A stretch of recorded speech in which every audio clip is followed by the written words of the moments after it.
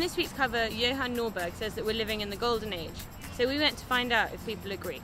Do you think that now is the best ever time to be alive? No, I wouldn't really, on consideration, no.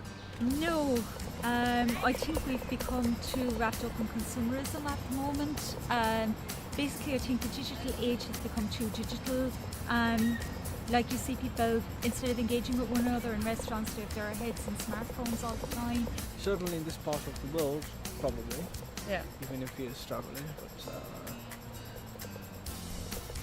depends. Well, there's certainly arguments for it, but I think there's also quite a strong argument that the previous generation perhaps had as good a time of it, or if not a better time of it than we did. Personally, no, because I think we're too exposed to both the best things and the worst things in the world just through like social media.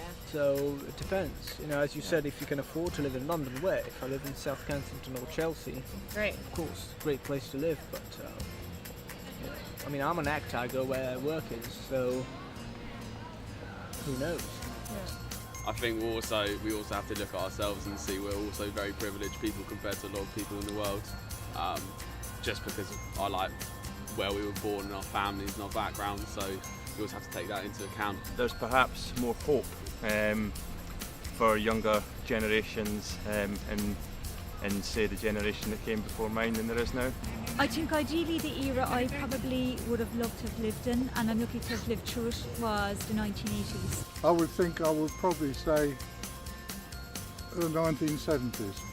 But then, well, partly because I was young then. If you'd like to read more, pick up a copy of this week's Spectator.